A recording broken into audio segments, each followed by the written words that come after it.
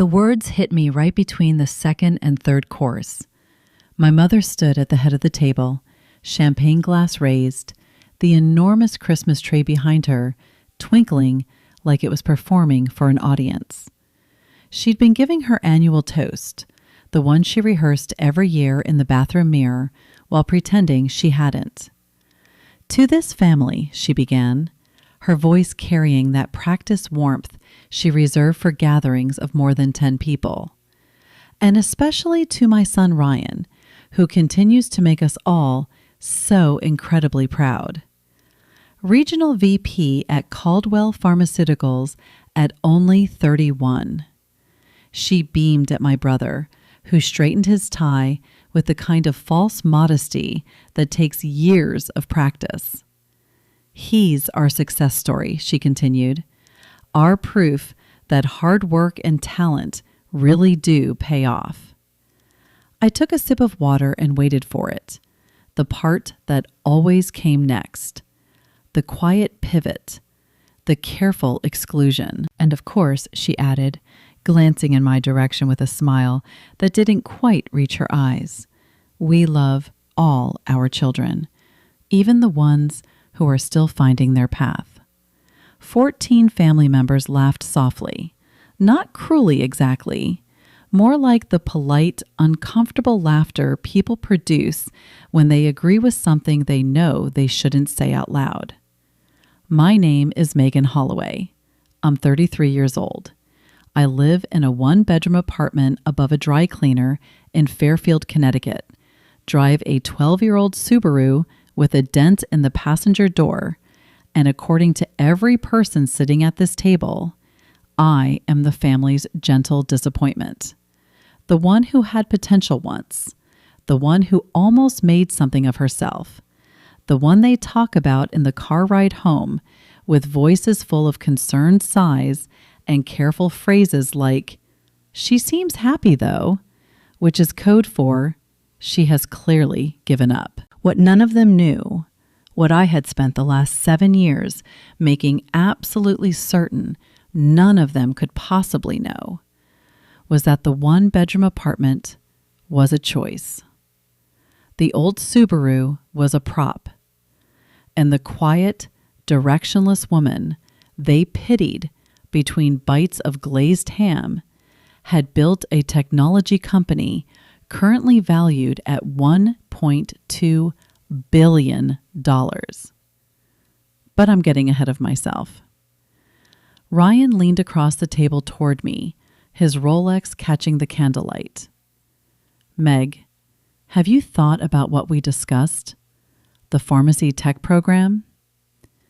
"I've thought about it," I said. I hadn't thought about it.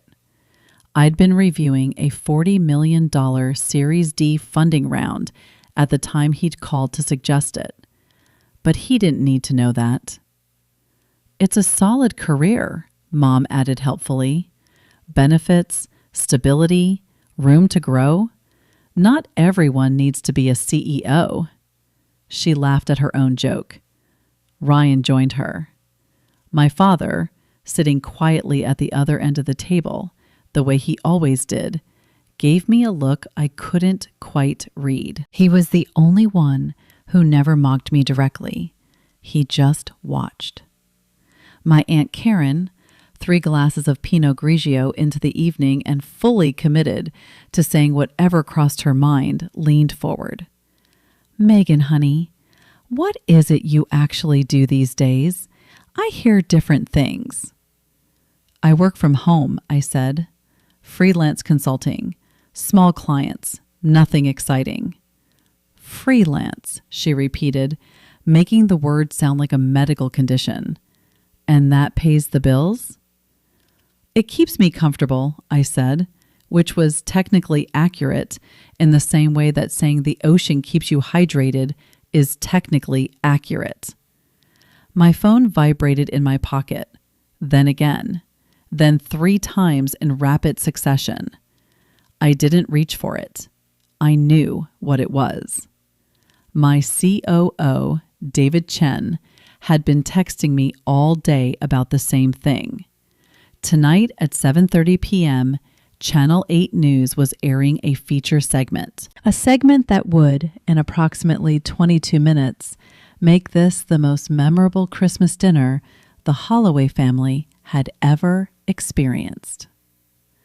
The story of how I built Luminary Technologies without a single person in my family finding out begins with the worst year of my life. At 25, I was working as a junior software developer at a mid-sized tech firm in Hartford. I was good at it, really good. My manager told me I had the strongest instinct for product architecture he'd seen in 15 years. I was on track for a team lead promotion.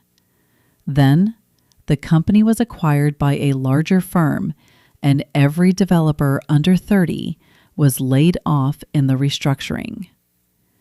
I applied to 22 companies over the next 3 months. I got callbacks from 4, interviews with 2, offers from 0. Somewhere in that process, I mentioned at a family dinner that I was between jobs.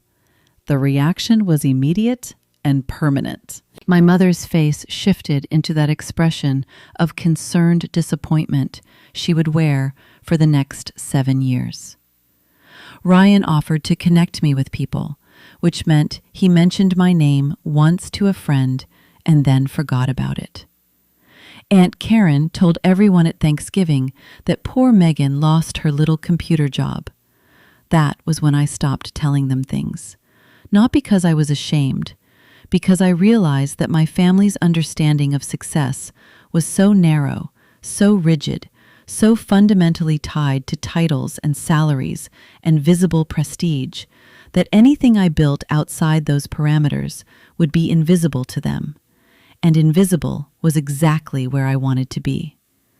I started Luminary Technologies in my apartment with a laptop, a $12,000 personal loan, and a piece of software I'd been developing in my spare time for 2 years. It was an AI-driven supply chain optimization platform, the kind of thing that sounds boring until you realize it saves manufacturing companies millions of dollars annually. My first client was a small auto parts manufacturer in New Jersey who was hemorrhaging money on logistics inefficiencies. My software cut their shipping costs by 34% in the first quarter. They told another manufacturer. That manufacturer told 3 more. Within 18 months, I had 11 clients and $800,000 in annual recurring revenue. I hired my first employee, David Chen, a brilliant operations mind I'd met at a tech meetup. I told him 2 things on his first day. First, that I intended to build this into a billion-dollar company. Second, that no one in my family could ever know. He thought I was joking about the second part. I wasn't. As Luminary grew, I maintained my cover with the precision of someone running a parallel life. I kept the apartment above the dry cleaner even after I could have bought the entire building. I drove the old Subaru to every family gathering. I described my work as freelance consulting and watched their eyes glaze over exactly as planned. When my mother asked how business was, I said things like picking up a few new clients, which was true in the same way that saying Niagara Falls has a bit of water flow is true. By year 3, Luminary had $12 million in revenue and 40 employees. By year 5, $85 million and 160 employees. We'd expanded from supply chain software into predictive analytics, AI-driven quality control, and automated inventory management. Our client list included 3 Fortune 100 companies and manufacturers across 14 countries. Our offices occupied 2 floors of a building in downtown Stamford that I'd purchased through a holding company. My name appeared on no public documents. The company's founder was listed simply as M. Holloway in regulatory filings, and no journalist had ever connected that initial to the quiet woman in Fairfield who worked from home doing freelance consulting. Last month, Luminary Technologies closed its Series D funding round at a $1.2 billion valuation. We were officially a unicorn. The investors included two of the largest venture capital firms in the world. Bloomberg had been sniffing around the story for weeks, and tonight, Channel 8 News in Hartford was airing a feature they'd been working on for a month, a deep dive into Luminary's rise, including the first public identification of its founder. I'd given them the exclusive myself, because after 7 years of silence, I was ready. Not for revenge, not for vindication, just ready. Ryan was telling the table about his new BMW. Fully loaded, he said, the way people do when they want you to ask how much it cost. Aunt Karen obliged. "Oh, what did that run you?" "Let's just say it wasn't cheap," he grinned. "But when you work hard, you earn the right to enjoy the rewards." I thought about the $47 million sitting in my personal brokerage account and ate another piece of ham. "So, Megan," my cousin Tyler said from across the table. He was 19, home from his freshman year at UConn, and had apparently been briefed on the family dynamics during the car ride over. "What's freelance consulting like? Is it like being your own boss?" "Something like that," I said. "She makes her own hours," my mother translated for the table, which is nice. Flexible. Even if it's not exactly, she searched for the word, ambitious. That one landed. Not because it was the cruelest thing she'd ever said. She'd said worse. But because of the timing. 22 minutes from now, the Channel 8 anchor would use a very different word to describe me. 7:28 p.m. The living room television was on, as always. My father liked to keep it on Channel 8 during dinner because he'd gone to high school with one of the sports anchors. The sound was low, but audible through the open doorway between the dining room and living room. 2 minutes. My phone vibrated again. David's text. "Segment confirmed. 7:30 slot. Lead story after the break. They're using the factory floor footage. Looks incredible." I set my fork down and took a slow sip of water. My mother was asking Ryan about his vacation plans. "St. Bart's," he said. "Jessica and I are going in February." Mom clapped her hands together. "How wonderful. You deserve it." 7:30 p.m. In the living room, Channel 8 returned from its commercial break. I could hear the anchor's voice, that particular blend of authority and warmth that local news anchors cultivate over decades. "Good evening. Tonight we bring you an extraordinary story of innovation, secrecy, and homegrown success. Right here in Connecticut, a technology company has been quietly revolutionizing the manufacturing industry, and tonight, for the first time, we reveal the remarkable woman behind it." Nobody at the table noticed. Not yet. Luminary Technologies, the anchor continued, based in Stamford, Connecticut, has just been valued at $1.2 billion, making it one of the most successful startups in the state's history. And its founder has been hiding in plain sight. My father heard it first. His head turned toward the living room, slowly, the way it does when something catches your ear, but your brain hasn't processed it yet. "For 7 years, the anchor said, Megan Holloway built Luminary Technologies from a one-bedroom apartment into a billion-dollar enterprise, all while her own family believed she was a freelance consultant struggling to find her path." My father's fork hit his plate. The sound was sharp enough to cut through Ryan's vacation story. Everyone looked at him. Then they followed his gaze to the television. My face was on the screen. Not the version of me sitting at this table in a simple gray sweater with no makeup. The version of me standing on the floor of a manufacturing plant, surrounded by Luminaries technology, wearing a blazer, arms crossed, looking directly into the camera with an expression that nobody in this room had ever seen on my face. Confidence, authority, power. The dining room didn't go silent gradually. It collapsed into silence, like a building imploding floor by floor. 14 people frozen mid-chew, mid-sip, mid-sentence. My mother's champagne glass tilted in her hand, nearly spilling. Ryan's mouth was open. Aunt Karen made a sound that wasn't quite a word. The anchor kept going. Ms. Holloway's company provides AI-driven supply chain solutions to some of the world's largest manufacturers. Her client list includes Fortune 100 companies across 14 countries. And until tonight, not even her own family knew she was behind it. They cut to an interview clip. My voice, calm and measured, coming through the television speakers into the dining room where I sat eating Christmas ham. I chose to build quietly, the television version of me said. I didn't need validation from the outside world. I needed the product to speak for itself. And it did. $1.2 billion worth of speaking. Ryan found his voice first. He started, then stopped. Looked at the screen, looked at me, looked at the screen again. That's you. I took another sip of water. Yes. Mom's champagne glass finally tipped. The liquid pooled on the white tablecloth, spreading slowly toward the centerpiece. Nobody moved to clean it up. This is impossible, she whispered. You do freelance work. You live above a dry cleaner.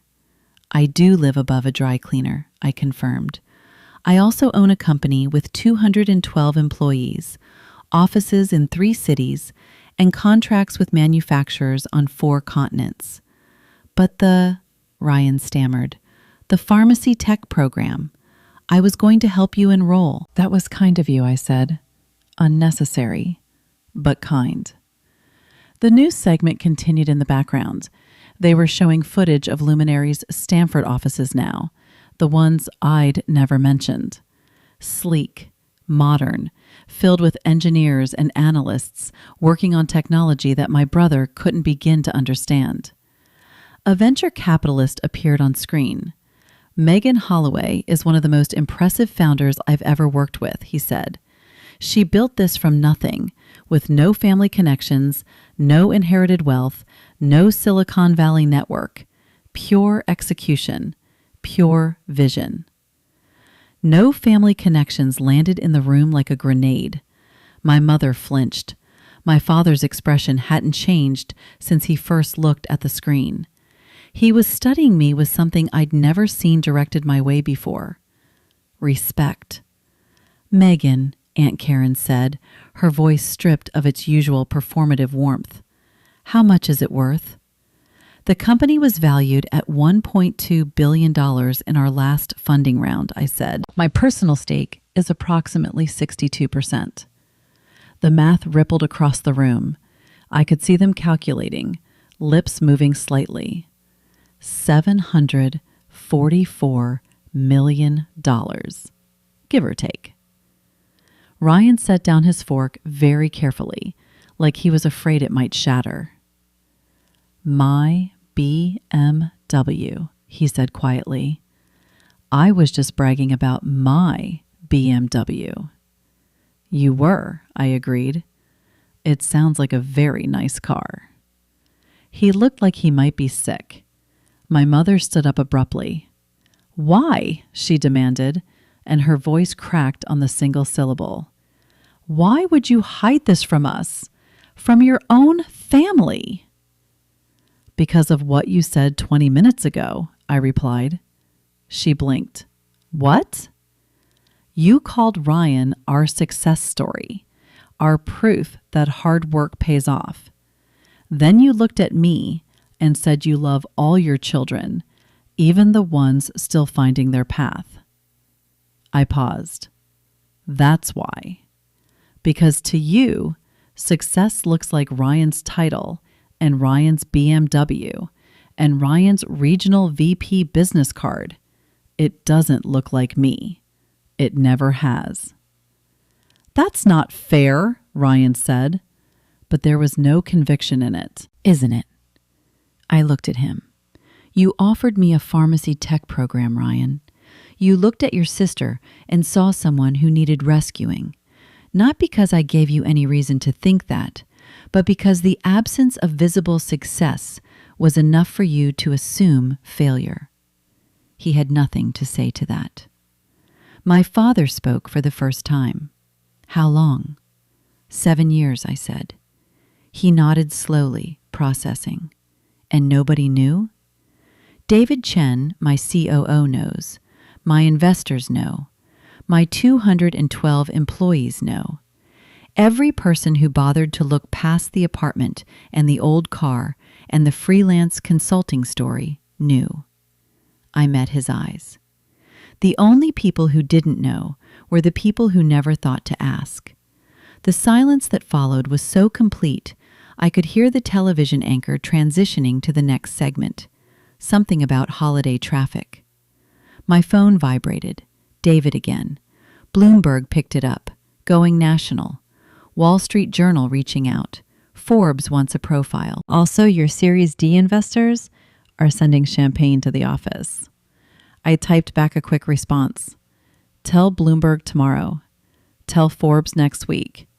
Tell the investors thank you. I'm busy eating ham.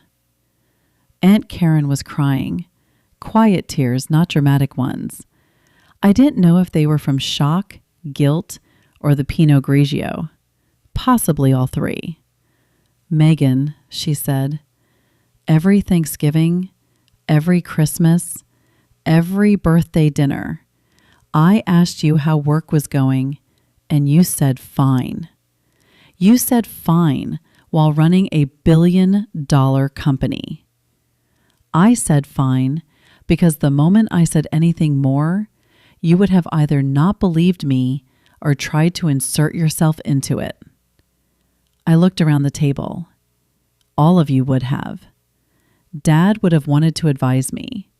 Mom would have told the entire neighborhood. Ryan would have pitched himself as my pharmaceutical industry connection. It would have stopped being mine and started being the family's accomplishment. And I couldn't let that happen. Not because I don't love you, because I know you. My cousin Tyler, the freshman, was grinning from ear to ear. He'd been recording the television on his phone. This is the greatest Christmas ever, he whispered to no one in particular. My mother sat back down heavily. The champagne stain on the tablecloth had reached the candle holder. She stared at it like it contained answers. You think we would have ruined it, she said. Not deliberately, I said, but yes. The weight of this family's expectations and opinions and unsolicited advice would have changed my decisions. I would have hired people you recommended instead of people I chose. I would have taken meetings to impress you instead of meetings that grew the business. I would have performed success instead of building it. And Luminary would not be worth $1.2 billion today. Ryan pushed back from the table. I need some air, he said, and walked out onto the back porch. Through the window, I could see him standing in the cold, staring at his BMW in the driveway, like it had personally betrayed him. My father cleared his throat. Your grandmother, he said quietly. The table looked at him. When she was alive, she always said Megan was the one to watch. We all thought she was being sentimental. He looked at me with red-rimmed eyes. She wasn't, was she? No, I said, she wasn't. She was the only one who ever asked me what I was working on and actually listened to the answer. She knew about the company? She knew I was building something. She died before it had a name, but she knew. He nodded and looked down at his plate. I stood up and put on my coat. The room watched me like I was made of something fragile and explosive at the same time. "I'm going home," I said. "There's a board call at 6 a.m. and a Bloomberg interview at 9. "Where are you going?" my mother asked. "Same place I always go," I said. "The apartment above the dry cleaner." But I paused at the dining room doorway. For what it's worth, I'm not doing this to hurt anyone. I'm not trying to make you feel bad. I just couldn't build what I needed to build while carrying the weight of your doubts. I needed silence to work. I needed invisibility to innovate. And I needed you to underestimate me so that I could focus on the only opinion that mattered, my own. I looked at my mother directly. "You said Ryan is the family's success story. Maybe that's still true by your definition, but by mine, success isn't a title or a car or a toast at a dinner table. It's 212 people who have jobs because I built something real. It's technology running in factories across 14 countries. It's the fact that I did all of it from a one-bedroom apartment while you felt sorry for me. And I wouldn't trade a single moment of your pity for a second of your praise, because your pity gave me something your praise never could have: freedom." I walked out into the December night. The air was sharp and clean and tasted like the beginning of something. My phone rang as I reached the Subaru. David's name on the screen. I answered. "Merry Christmas," he said. "How did they take it?" "About how I expected," I said. "Shock, guilt, math." He laughed. "Bloomberg confirmed for 9 a.m. Also, the Stanford Advocate wants to do a hometown hero piece. And your mother just posted something on Facebook." "Already?" I started the car. "What did she say?" He read it aloud. "So proud of my daughter Megan, who has apparently been a billionaire this whole time. Always knew she was special." I actually laughed at that. Always knew. She literally called me unambitious 2 hours ago. He paused. "You okay?" "I'm great," I said, and I meant it. "I'll see you at 6 a.m. I drove home through streets lined with Christmas lights, past houses full of families having their own complicated dinners, their own silent struggles, their own quiet ambitions burning in rooms where nobody thought to look. The apartment above the dry cleaner was cold when I walked in. I turned on the heat, made a cup of tea, and sat at the small desk where I'd written the first line of code that became Luminary Technologies 7 years ago. My phone buzzed one more time, a text from my father, the first direct message he'd sent me in months. It said simply, "I'm sorry, I never asked. Tell me everything." I stared at those 5 words for a long time. Then I typed back, "Come to the office on Monday. I'll show you what I built." The weeks that followed were exactly what transformation looks like when it's messy and real and happening to people who aren't prepared for it. Ryan called 3 days after Christmas. His voice was different, flatter, honest in a way I hadn't heard since we were kids. "I've been thinking about what you said about performing success versus building it," he told me. "I think I've been performing my whole life. That's a hard thing to admit," I said. "Yeah," he said, "it is." He paused.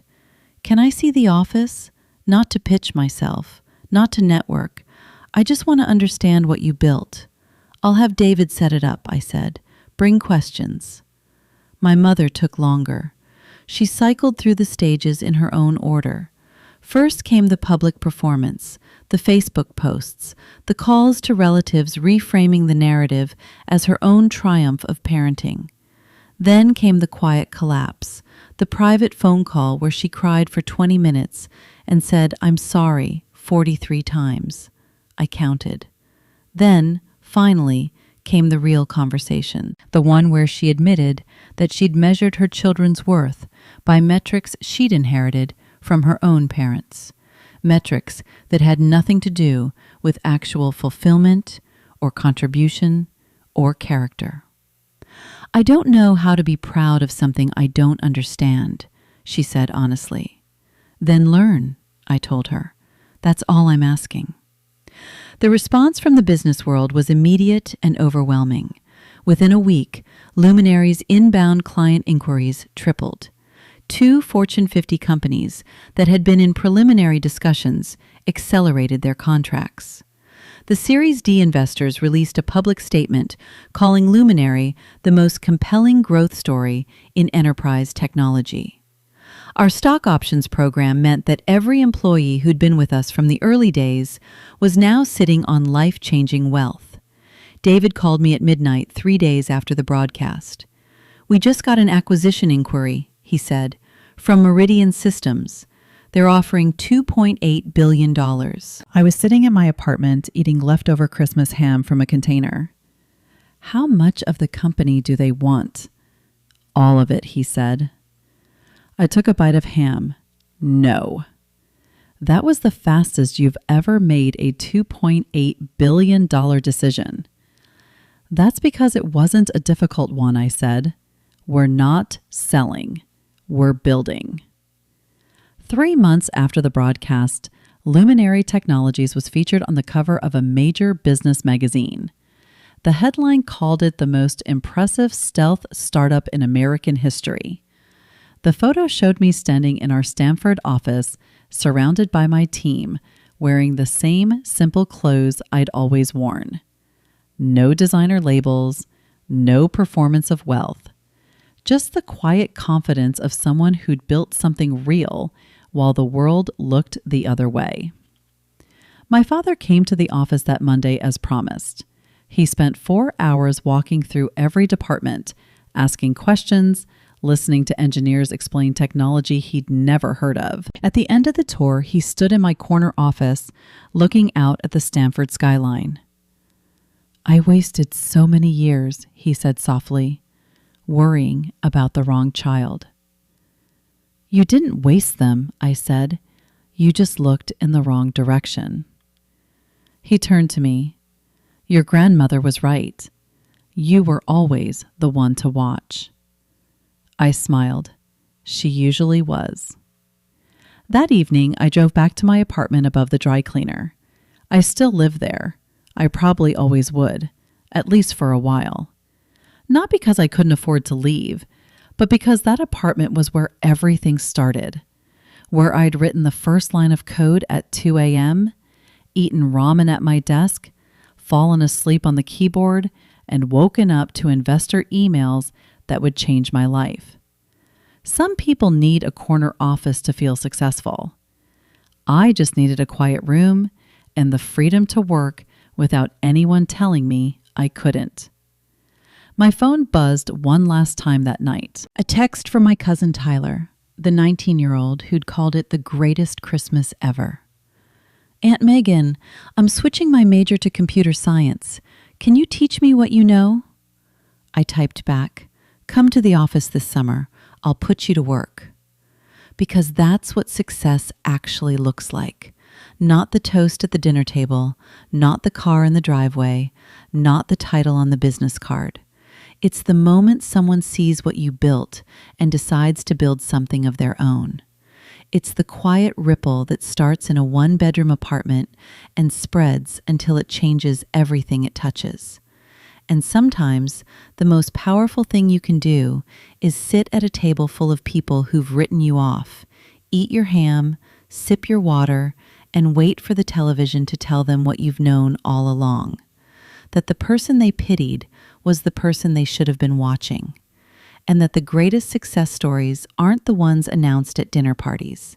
They're the ones built in silence, fueled by doubt, and revealed only when the builder is ready, not a moment before.